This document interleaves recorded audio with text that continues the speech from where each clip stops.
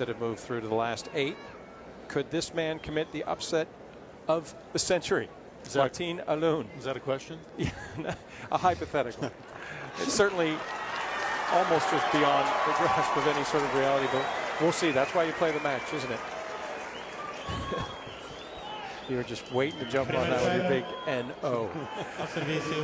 So we're ready. We hope you, tennis fan, are too, as Nadal will set at the top of your screen and return to begin the match. Martin Alund of Argentina will serve first as the second round from Acapulco resumes.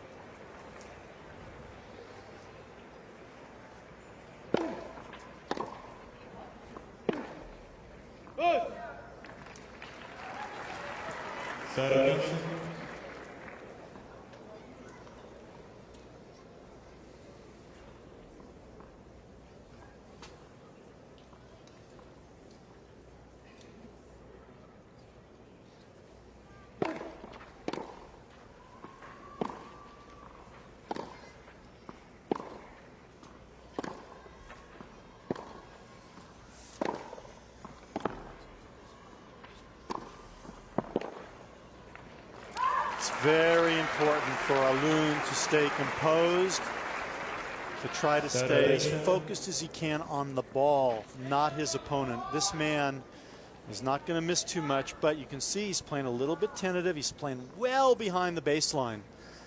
And he's basically saying to Alund, I don't think there's anything you can do that's going to force me into error.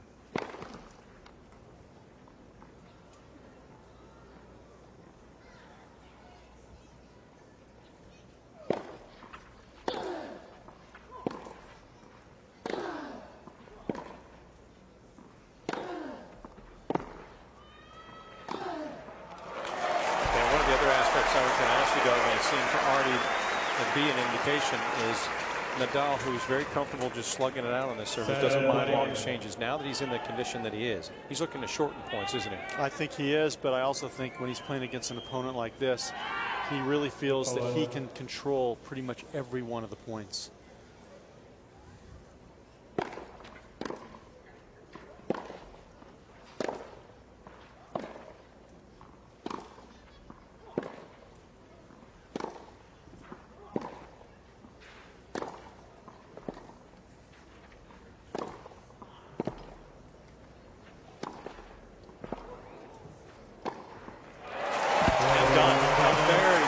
Opening game, all 4 points to Nadal, and he finds his way to the 1-love lead.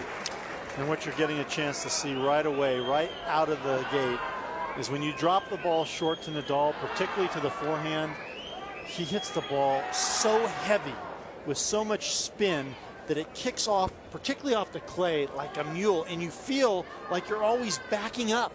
So in that game, Alund was always playing off the back of his foot. He was never able to step in, and therefore he was always playing defensively. And he'll be feeling defensive throughout this match, no doubt. It's going to be tough for him to keep up with what Rafa, even at whatever percentage you're putting in him, below 100, that it's just going to be an onslaught. Rafa could be at 10%, and he can hit that forehand blindfolded and still pin his opponents back if they're not able to inject any force on their own. Again, Alund in his opening round taking on the Mexican wild card Daniel Garza, getting through 7-6, 7-5. So another thing too is he could be a little bit, fatigued from that match? It was a struggle. Rafa's first chance to serve in the second round.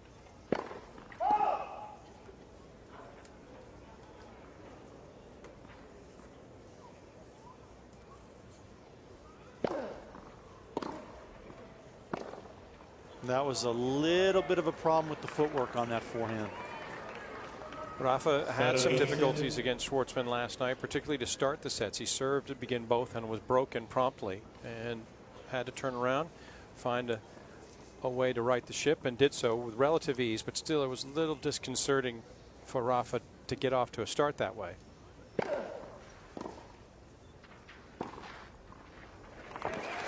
And that's one of the things that you'll see from Nadal. He gets the short ball. We've seen him play excellent doubles over the last few years with his buddy Mark Lopez. And what he's learned from the doubles is when he gets the short ball, he's not afraid to approach it. He's not afraid to transition. and play volleys.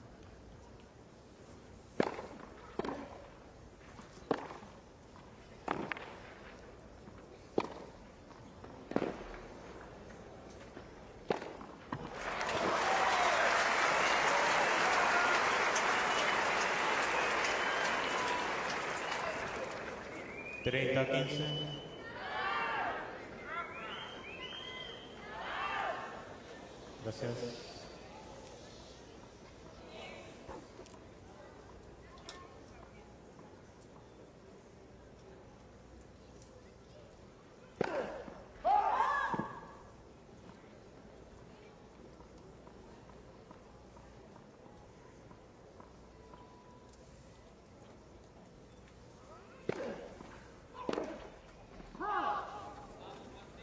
Cuarenta 15.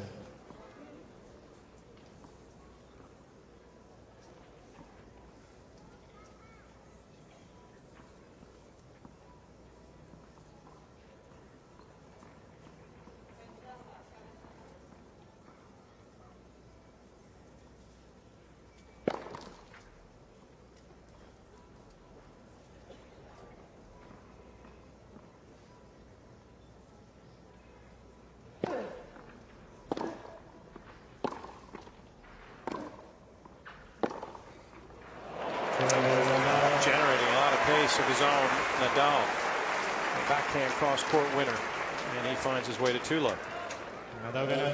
Well, Nadal, remember, is a natural right-hander, so that backhand has always been pretty fierce, because when he puts the other hand on the racket, which is the right one, it just gives him that much more power, that much more control. People talk about the greatness of the Nadal forehand. The backhand is pretty amazing, and it's been unbelievable what he's been able to do under pressure on that side throughout his career. On the run.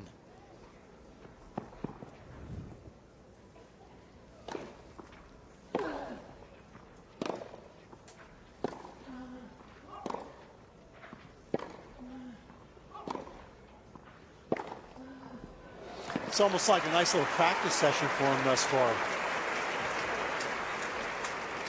Well, he was out earlier today around 3 in the afternoon, went to the Maya Palace practice courts just about a mile down the road. Didn't want to practice here on the courts at the Fairmont Acapulco Princess. Get a little respite from all the attention.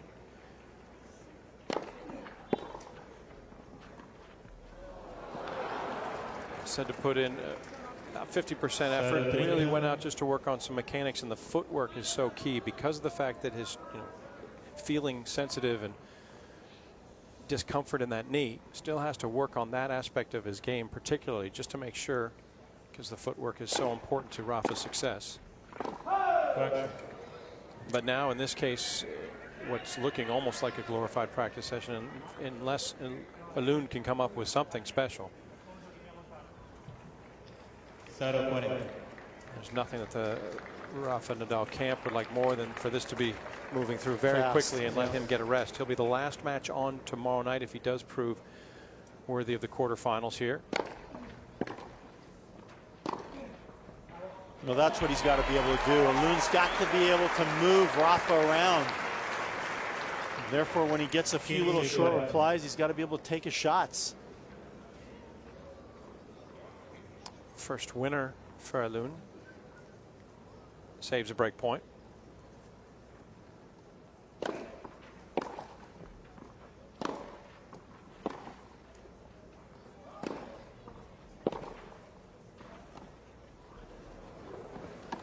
Now the wheels might be hurting just a tiny bit, but they still work pretty well. Alund not fooling anybody, and certainly not Rafa Nadal, who has lost just 2 of the first 14 points in this opening set. 3-love for the 2 seed.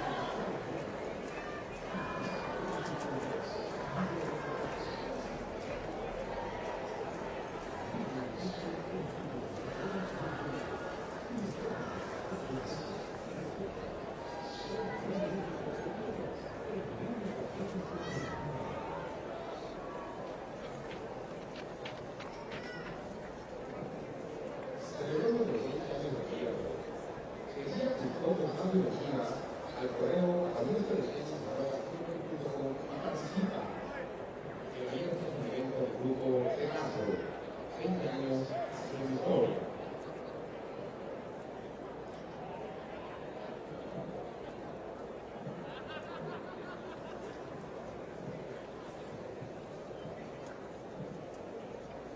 Tiempo. Sentarse rápido, por favor. Gracias.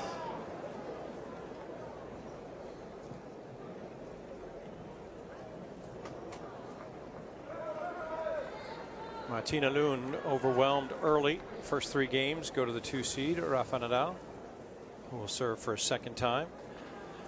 There's just 2 spots remaining in the quarterfinals here in Acapulco before play begins tomorrow. Tommy Robredo and Nicolas Almagro, the 3 seed and 2-time champion of this event, they have to get out on Cancha Dos, Court 2. They're awaiting a WTA match and its conclusion. This is a combined event at the Abierto Mexicano, so scheduling has to accommodate for both the men's and women's tours to come in. So Robredo and Almagro will wait a little bit longer before they can get on the court. The winner of that match will take on Horacio Zeballos of Argentina, the 8 seed, who indeed defeated Rafa in his return tournament in the final. Tough 3 sets.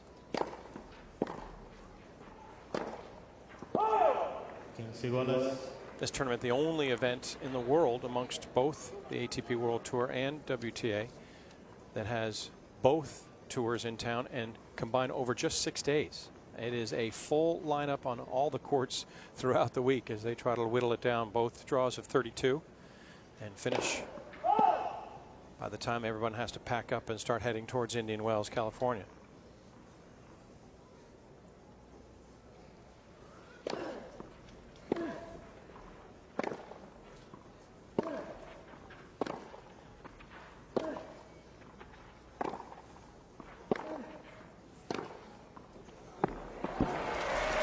Again, Alund just dropping the ball way too short. Nadal's going to eat that up for breakfast, lunch, and dinner. Well, there's got to be times, Doug, that it feels for Martin that he's just happy to be putting the ball back in play anyway. But such a heavy topspin ball coming at him. For him, he doesn't get to see this level very often, if at all, until now. If he's thinking about just being happy with that, he's going to be very unhappy because this match is going to go quickly. Well, I think all indications seem to be saying that, so he's really now just trying to work a way into some points and just got to get it back. You know, you mentioned Zeballos previously about that he's got a chance to be playing in the quarterfinals as well tomorrow. Zeballos was the man that defeated Nadal in Vina del Mar, as a matter of fact. Horacio Zeballos, a lot of people don't even know him. He's 27 years of age. He's been out there a long time. That match took 2 hours and 47 minutes.